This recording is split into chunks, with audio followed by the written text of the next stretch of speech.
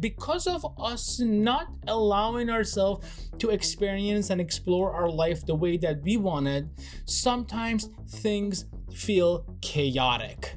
Sometimes our daily life feels like a chore rather than something enjoyable. So in today's video, I would like to explore creating a list and allowing yourself to be your best at the worst time possible. Because here's the thing, we all have those times that we just feel not okay, we feel overwhelmed.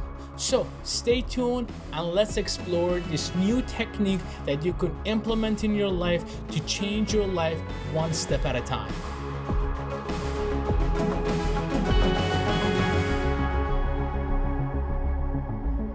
So let's start from the beginning.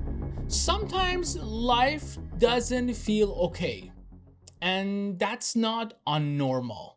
The thing is that we like to attribute things to ourselves, and we like to connect issues or things that happen in our life to our own self.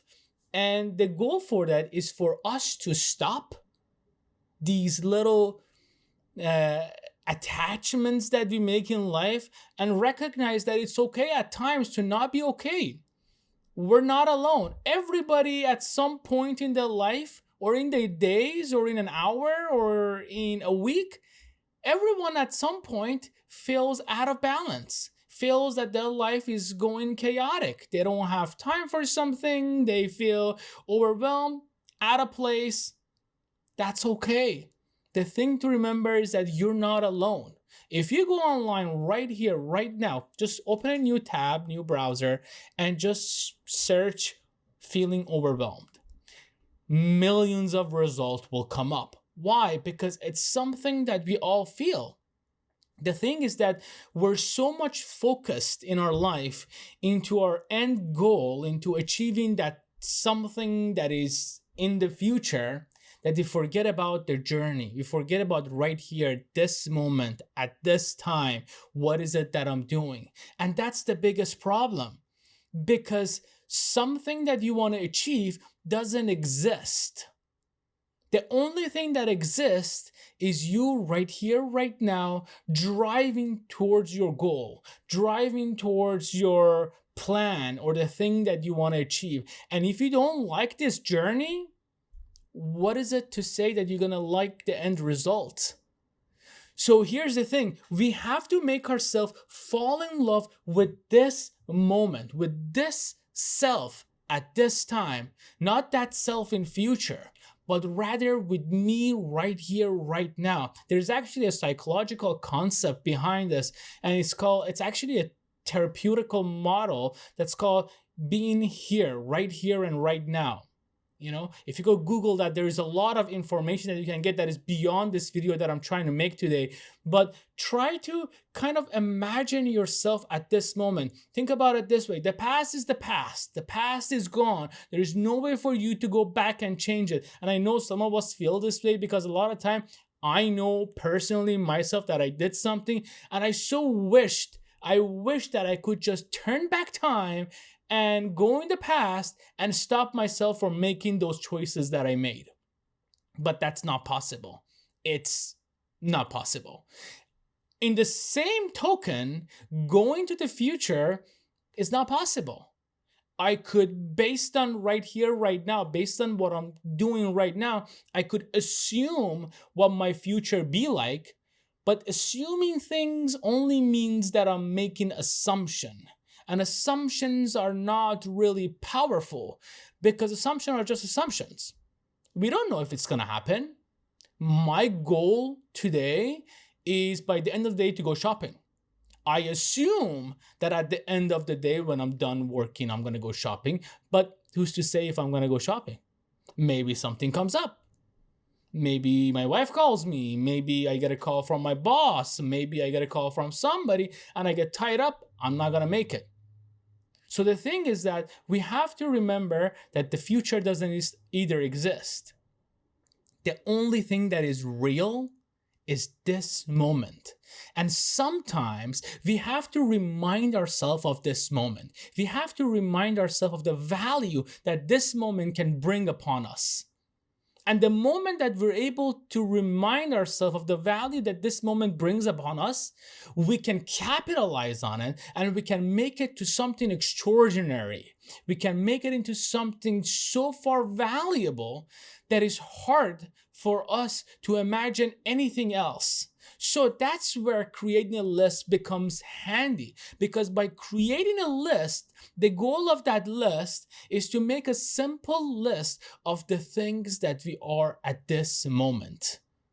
The things that I am, the things that I'm pursuing, the things that I'm trying to achieve, the things that I have done, the things that I would like to do. All of these things, if you put it together, it can create this magnificent list that can bring joy upon your life every time you look at it.